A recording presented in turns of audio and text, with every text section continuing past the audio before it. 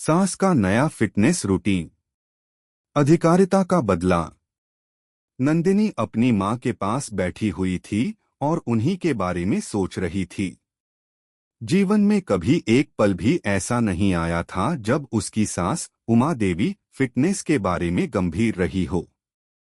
उमा देवी उम्र के उस पड़ाव पर पहुंच चुकी थीं, जहां किसी को भी ज्यादा सक्रिय नहीं रहना चाहिए था, लेकिन पिछले कुछ दिनों से वह अजीब तरह से सक्रिय हो गई थीं।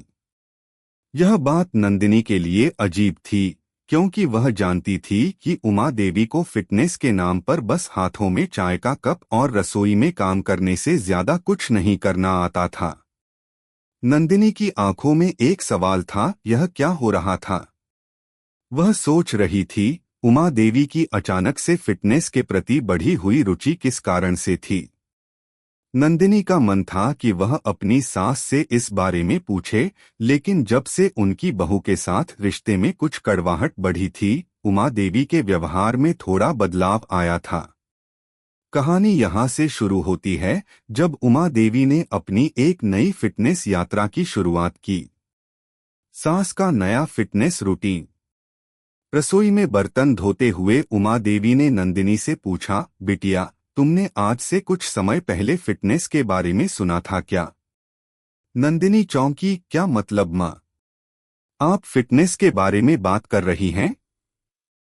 उमा देवी ने गहरी सांस ली और सिर झुकाकर कहा, आजकल कुछ नए तरीके से फिट रहने की सोच रही हूँ। यह तो बहुत जरूरी है।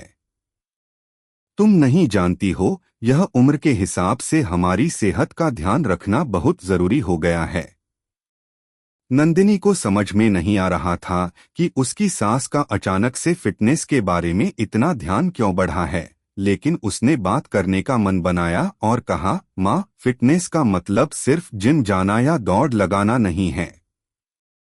आपको धीरे धीरे शारीरिक गतिविधियों को शामिल करना चाहिए। आप तो जरा सोचिए, अब आपको क्या करना है?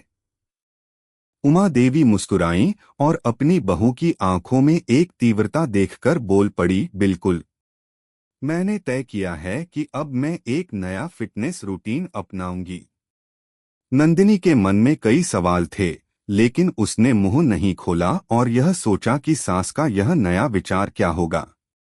सास का नया फिटनेस रूटीन। एक अजीब शुरुआत।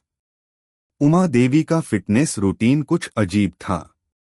उनका पहला कदम था, एक्सरसाइज के नाम पर रसोई में काम करते हुए ही शरीर को हिलाना। उमा देवी ने पूरे घर में सबसे पहले यह नियम लागू किया था कि वह हर काम करते वक्त अपने हाथ और पैरों को ज्यादा से ज्यादा घुमाएंगी। देखो नंदिनी, मैंने तो एक रसोई के काम में फिटनेस को जोड़ लिया। तुम देखोगी, अब मैं बर्तन धोते हुए भी अपनी कलाई घुमा सकती हूँ। इससे मेरी कलाई की ताकत बढ़ेगी और हाथ भी मजबूत होंगे। नंदिनी कुछ समझ नहीं पाई। उसने अपनी सास के बर्तन धोने के इस अजीब तरीके को देखकर थोड़ी परेशानी जताई, माँ, ये क्या कर रही हैं आप? ऐसा भी कोई तरीका होता है फिटनेस का? उमा देवी ने अपनी बहू की बातों को नजरअंदाज करते हुए आगे कहा, मुझे विश्वास है बिटिया, यह तरीका बहुत काम आएगा और तुम देखोगी मैं बहुत फिट हो जाऊंगी। फिर अगले दिन उमा देवी का नया फिटनेस रूटीन और भी अजीब हो गया। उन्होंने तय किया कि वह पैदल चलने के दौरान कुछ मस्त करेंगी। अब वह घर के आंगन में पैदल चलते हुए अचानक से घूंसा मारने की तरह कुछ अजीब अजीब हाव भाव करने लगीं। क्या है न, हर दिन वही पैदल चलना, बस अच्छा लगे ऐसा कुछ चाहिए था। नंदिनी ने फिर उन्हें हल्के अंदाज में कहा, माँ, क्या ये सब ठीक है? उमा देवी ने हंसी के साथ जवाब दिया, बिल्कुल। ये फिटनेस का एक नया तरीका है। मेरे लिए बहुत अच्छा है, मैं खुद को ताजगी महसूस करती हूँ। सास के अजीब रूटीन पर बहू की प्रतिक्रिया। जब उमा देवी ने और भी अजीब रूटीन अपनाना शुरू किया, तो नंदिनी की चिंता बढ़ने लगी। वह समझ नहीं पा रही थी कि सास के इस अजीब रूटीन से उन्हें किस तरह की फिटनेस मिल सकती है। एक दिन उमा देवी ने अपने फिटनेस रूटीन को और आगे बढ़ाते हुए हर कमरे में घूमते हुए बहुत तेज आवाज में गाने गाने शुरू कर दिए। देखो बिटिया, यह गाना गाने से मेरी सांसें भी सही रहती हैं और मुझे अपनी आवाज का अभ्यास भी हो जाता है। अब देखो, मुझसे बेहतर कोई नहीं है। नंदिनी सिर पकड़कर बैठ गई। माँ, आप कुछ तो समझें।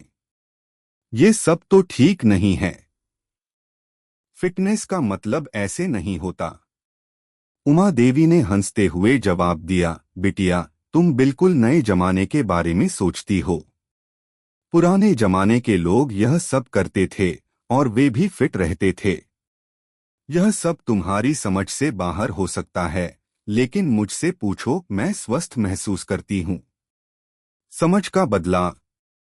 कुछ दिनों बाद नंदिनी ने देखा कि उमा देवी में सचमुच कुछ बदलाव आ रहे थे। उन्होंने अपनी हंसी और खुद पर विश्वास बढ़ते हुए देखा। उनका मनोबल ऊंचा था और वह पहले से कहीं ज्यादा खुश और ताजगी महसूस कर रही थीं। नंदिनी ने आखिरकार उमा देवी से पूछा, माँ, क्या आप सच में खुश हैं? उमा देवी ने मुस्कुराते हुए कहा, हाँ बिटिया, मैं खुश हूँ। मुझे यह फिटनेस रूटीन अजीब जरूर लगता था, लेकिन अब मैं समझने लगी हूँ कि यह मुझे मेरी ऊर्जा वापस दे रहा है। मेरी उम्र कोई मायने नहीं रखती जब तक मैं अपनी मानसिक और शारीरिक फिटनेस पर ध्यान देती हूँ। नंदिनी को यह समझ में आया कि उमा देवी का यह नया फिटनेस रूटीन उनके लिए मानसिक शांति और खुशी का एक रास्ता था। वह अब इसे एक मजेदार सफर के रूप में देखने लगी। अगर आप अपनी माँ से प्यार करते हो और उनको खुश देखना चाहते हो तो चैनल को सब्सक्राइब करो, लाइक करो। बहुत ही जल्द आपको खुशखबरी मिलेगी।